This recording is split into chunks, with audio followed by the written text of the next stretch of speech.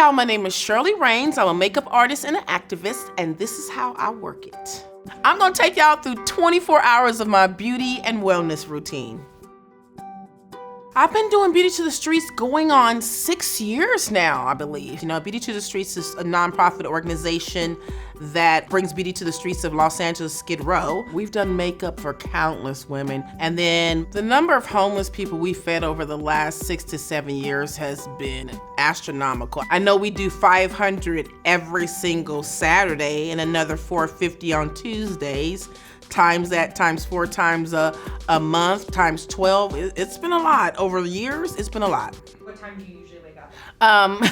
On a typical day, I wake up around 3:30, 4 o'clock in the morning. I'm one of those people that likes to get things done when it's peaceful and just kind of getting my mind going while everybody else is sleeping. That's just my hour. I go to the kitchen, I put on tea. I'm really trying to, get myself together health-wise. So I've got into this tea that has echinacea and stuff like that. I'll open my phone, I'll start reading what emails came in through the night, and then I'll start looking as to what we need to do for the homeless and what's coming up. I'll check the Amazon wish list to make sure everything is still in stock. Morning skincare routine. I'm very lucky. I have, great skin thanks to mommy and daddy and melanin, but I did have really bad acne-prone skin when I was young. So I'm very particular about cleaning my face really well, especially because I wear a satin cap at night because I have my hair color in, but a lot of times it comes off.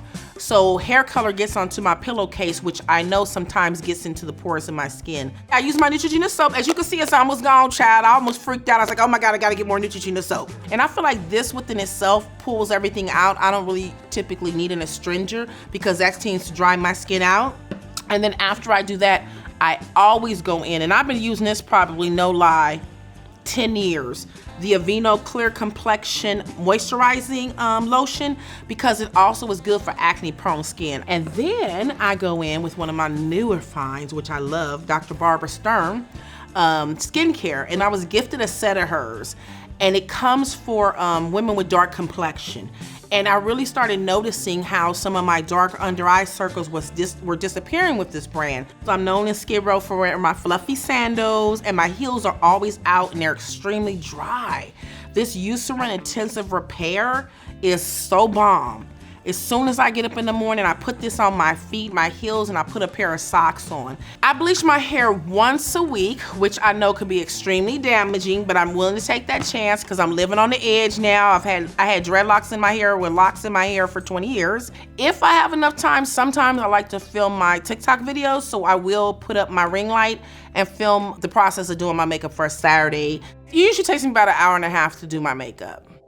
Okay, so the first thing I always do is my eyebrows. You know why? Because it's the most annoying thing in the world. And I have very oily skin. So what I like to do, I like to put powder. Any kind of translucent powder, any kind of highlight powder, just on my eyebrows and on my eyelids to absorb all the oil. Let me tell you, I'm a firm believer that you do not have to spend a lot of money to look cute. This is an 86-cent pencil from Walmart. This is Wet n Wild. You're not gonna beat a Wet n Wild pencil. I don't care what anyone says. So I like to do the inner corners first. My arch going up here like this. And this is how I do the eyebrows for the women in Skid Row, and they be loving it. Okay, we take that, and then I take my little spoolie and I pull my product over. Instead of putting product in there, I just pull it over so it's a softer look. So that's that for now, child. Trust the process. And then I like to use LA Girl Concealer. The lighter concealer goes on the bottom, and then the darker one will go on top to cut it. And this just kind of gives it a nice little shape. So after I do my eyebrows, I always do my eyeshadow. Now I use P. Louise base, but with any base, it just needs to sit for just a second. After I put my P. Louise on, I do like to go in with a little translucent powder and just coat over the wet so it helps my eyeshadow glide better. And then I could also get right up under my eyebrow and clear out any sign of that concealer so we don't get that halo angel look on our eyebrow.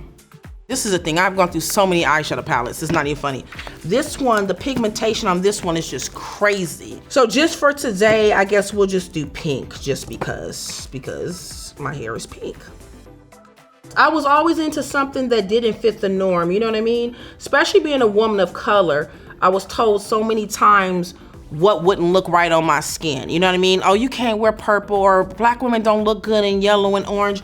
We look good in anything. I think with anything when it comes to color, it's like, what are you pairing it with? How are you blending it out? You know, I get a lot of the women in Skid Row who go, I want to do that, Miss Shirley. Will it look right on me? Look, as long as you pair it properly and, you know, it'll look right on you. I think makeup is an adult game of make-believe that transforms the room that you're in into some magical castle. It's so crazy to me. We've done women's hair. We've done their hair blue. And they refuse to look in the mirror and they just leave. And I'm like, what was that about? Then I start to remember, that's right. It's not just about how you look, it's how you feel. Because they were with us for an hour. And in that hour, I think 3 people probably touched their head while shampooing it, conditioning it, you know, washing it, coloring it. So I think the care that they get is probably more important sometimes than how they look. A cut crease is kind of like what I'm doing right now. I'm going to the crease of my eye and I'm cutting it so I can add in another color. I know it seems silly that we just put all that color on and now I'm covering it up, but that's why you saw me put the majority of the color in the center. So I'm just gonna put a white shadow on top of it and make this look like it was a color and just leave it. And then we add moisturizer to the face. I use the NYX Cosmetic Marshmallow Primer. So I prime my face up and then I always color correct where I have dark spots at. And I use, again, LA Girl Pro Concealer, and I use orange because orange is the color we should be using for African American to cancel out the dark. Next are my obnoxiously long, excitingly long. These are 30 mm, these eyelashes. So I'm usually able to put all my makeup on before I put my eyelashes on. Okay, so we gonna put this eyelash on. Okay, so this is how I do. I get close to the center. That's why I like to let it get tacky, because even though it's not on right now, I have full control of this eyelash because it's so sticky. And then I'm gonna go in with my NYX Born to Glow foundation, which is my favorite foundation in the whole wide world. I personally like to put my foundation on with my finger first because I feel like a lot of people put it directly on a sponge or a brush and you waste so much product because it absorbs it. And then I start spreading it, making sure I pat it in and not so much rub it. Then I go in with my LA Girl concealer again and just a little highlight under my eyes. I don't put a lot. So you put that on and I'm gonna go in with my NYX Matte Finish Spray and spray my little spoolie, which I love.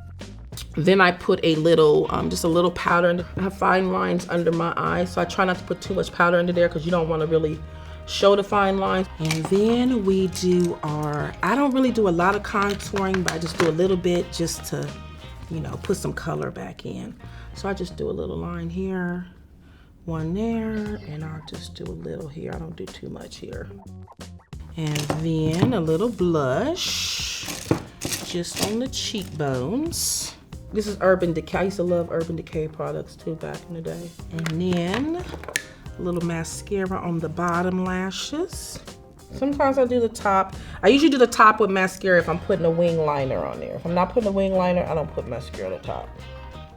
And that is it. Good morning, guys. Happy Saturday. My car is loaded. Jill's coming out. We're gonna go get the van, and then we're on our way to Skid Row, Saturday service, our Valentine's Day give back.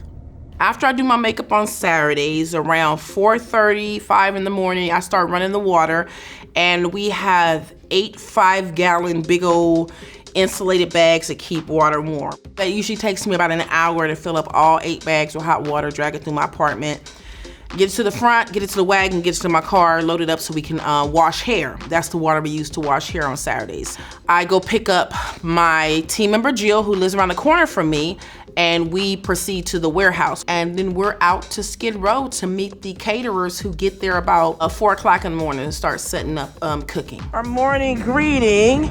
Okay, let me greet them and then I'm gonna start unloading because I have a lot to do. Good morning, you guys. Happy Saturday.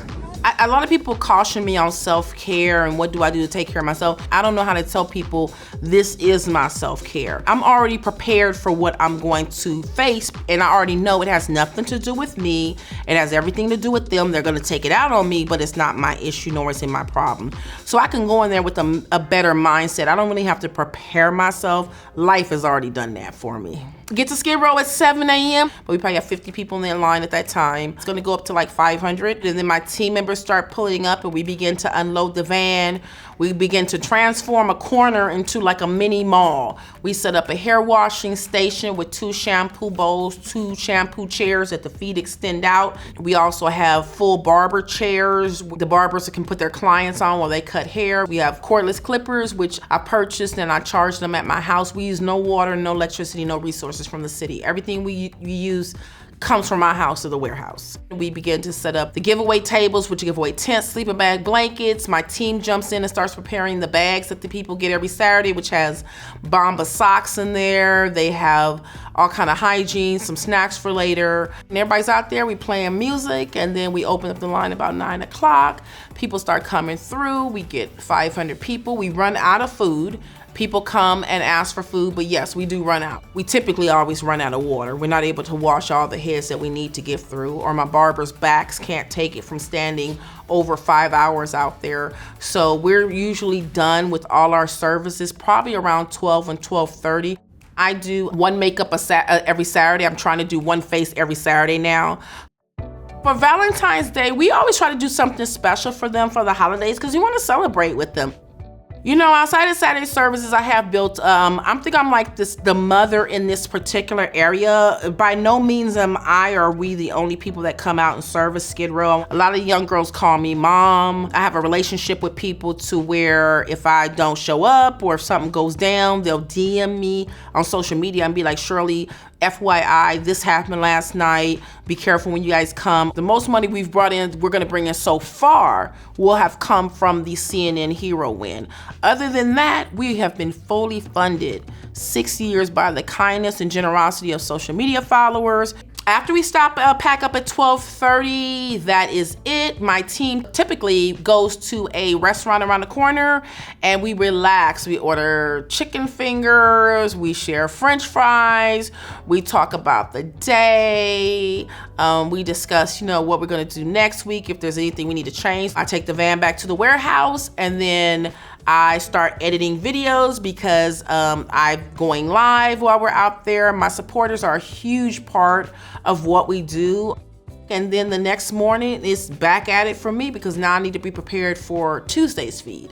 And so I start preparing for the 800 burgers that now need to be purchased from McDonald's.